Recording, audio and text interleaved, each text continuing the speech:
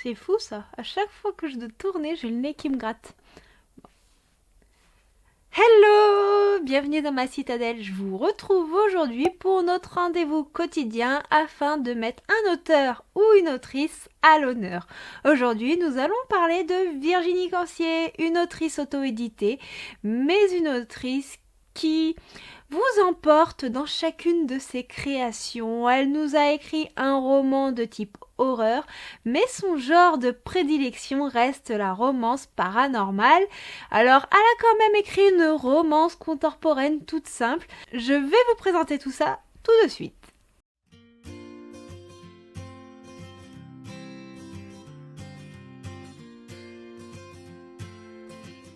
Je vais commencer par son roman horrifique, qui est le seul que je n'ai pas encore lu parce que ça ne fait pas forcément partie de mon genre de prédilection, mais je vais essayer de vous le résumer tant bien que mal. Il s'agit de La Nuit des Lionnes, ne sortez pas. Nous serons dans le village de Signalouve. Les habitants vont se préparer à vivre le week-end du 15 août. Ce week-end ne va pas être tout à fait comme prévu. Pourquoi ? Puisque il y a une famille de lions de type européen qui vont s'échapper d'un parc zoologique et qui vont errer dans le village dans le but de dévorer ses habitants. Voilà tout ce que je peux vous dire de ce roman de type horrifique. Je l'ai dans ma pile à lire. Virginie Cancier me l'avait gentiment envoyé pour que je le lise si je le souhaitais. Mais peut-être qu'un jour je le lirai, mais pour l'instant je me sens pas encore prête d'attaquer ce genre. Sinon, nous allons passer maintenant à sa saga paranormale qui est la saga des frères Chandelin, et c'est une saga en 5 tomes, je vous mets les couvertures juste ici. Dans cette saga, nous allons suivre 4 frères qui ont des pouvoirs. Ils ont chacun un don particulier, il y en a qui manient le feu, d'autres qui lisent dans les pensées, d'autres qui sont plus félins et d'autres qui ont des pouvoirs de guérison. On va résumer cela comme ceci. Donc ces frères, ils ont des pouvoirs depuis tout petit, mais ils doivent se cacher. Pourquoi ? Parce que si jamais on met la main sur eux, on pourrait faire des expériences et les utiliser à des fins pas très nettes. Donc, nous allons suivre chacun des frères dans chacun des tomes. Ils vont rencontrer leur âme sœur. On va les voir en difficulté, puisque forcément, il faut bien qu'il y ait des rebondissements. Et on va aussi voir les liens qu'il y a entre eux. Et le 5e tome, lui, sera un melting pot de tout ce qu'on a appris sur chacun de ses frères. Donc c'est une saga que personnellement j'ai adorée. J'ai un petit crush pour le personnage de Yann. Alors le personnage de Yann, c'est le 4e tome, et après on le voit du coup aussi dans le 5e. Dans le premier tome, nous aurons le personnage d'Olivier, dans le second, le personnage de Hugo, dans le 3e, le personnage de Gabriel. Donc tous ces personnages, ils sont charismatiques, ils sont intenses, ils vous transportent. Moi personnellement, des frères comme ça, je veux les rencontrer tous les jours. Sur ce, je vous en dis pas plus, j'en ai déjà fait des updates lecture, je vais essayer de vous les mettre dans le petit i si j'y pense, puisque je suis tête en l'air, mais comme ça vous pourrez avoir des avis complets sur cette saga. Maintenant, je vais vous parler au dernier roman qui est sorti de la plume de Virginie. Je dois dire que ce roman m'a transporté, ça a été un immense coup de cœur. Il s'agit de Mes notes pour sa plume, qui est une romance contemporaine.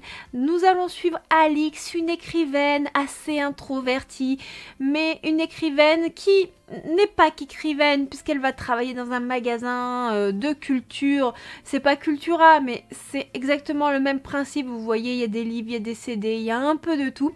Et elle se cache un peu, elle utilise un pseudo dans l'écriture, puisqu'elle ne veut pas qu'on la connaisse. Jusqu'au jour où elle va enfin se lancer le défi de se mettre sur les réseaux sociaux pour parler de ses livres et peut-être avoir un contact avec ses lecteurs. Quand elle va se lancer sur Instagram, elle va avoir plein de demandes demandes, dont des hommes qui ne sont pas forcément là pour ces livres, qui vont essayer un petit peu de grappiller, voilà, des rencontres qu'on fait qui parfois peuvent demander de l'argent. Donc elle va essayer de filtrer tout ça, elle va essayer vraiment de sélectionner les personnes avec qui elle discute, qui sont vraiment sincères et qui s'intéressent vraiment à son travail. Et là, elle va faire la connaissance de Maxime.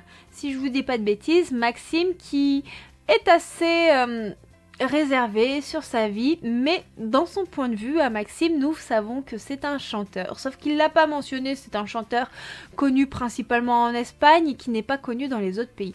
Entre eux va se lier une relation, sauf que Alix s'est fait une certaine idée sur Maxime, et quand elle va savoir qui elle est, enfin plutôt qui il est, ça va poser problème, elle va pas se sentir à son aise. Donc ensemble, il y a vraiment un lien profond, mais comme je vous ai dit, suite à la révélation, Alix, elle va avoir quelques problèmes, et rétablir la confiance de Alix, ça va pas être facile. Alix qui n'aime pas être dans la lumière, Alix qui est en train d'avoir un crush pour un chanteur, mais elle, c'est pas du tout son truc, elle veut pas du tout se montrer, donc c'est une relation à distance qui va être compliquée, c'est une relation de confiance qu'il va falloir rétablir, c'est une histoire où il faut se sentir bien dans sa peau, nous allons observer le personnage évoluer, et nous allons suivre Maxime qui est juste incroyable, j'ai eu un crush pour ce personnage, bref, je suis en train de vous faire une chronique alors que j'étais simplement censée vous présenter les résumés de ces livres qui sont juste exceptionnels. N'hésitez pas vous à me dire si vous connaissez Virginie Grancier, si vous avez lu l'un de ses romans. Personnellement, je les ai simplement adorés et dévorés. J'ai mes petits préférés. Comme je vous ai dit, mon préféré dans la saga des frères Chandelin, c'est celui qui se concerne Yann. Et le quatrième, enfin non, le cinquième, je vous dis une bêtise, puisque Yann c'est le quatrième. Et le cinquième qui est le melting pot de tous les frères ensemble qui sont dans la phase où il faut conclure le problème. Eh ben, c'est juste intense, ça vous prend au trip. Et après, j'ai vraiment eu un gros crush sur cette romance contemporaine. La Nuit des Lionnes, je peux pas vous dire, je ne l'ai pas encore lu, mais faudra que je le lise quand même, un de ces quatre, même si c'est pas mon genre de prédilection. En plus, l'autrice me l'a gentiment fourni comme ça, simplement par bonté, puisque c'est une auteure qui est très agréable, avec qui vous pouvez venir discuter très facilement et qui est très accessible, et c'est ça que j'apprécie particulièrement chez les auto-édités. Donc n'hésitez pas à me parler des auteurs auto-édités que vous aimez bien, que vous connaissez, si ça peut me permettre d'en découvrir de nouveaux, et je vous retrouverai dans un mois pour une autre vidéo à l'honneur, et ne vous inquiétez pas, en attendant il y aura d'autres vidéos. Sur ce, je vous fais de gros bisous et je vous dis à bientôt. Ciao ciao.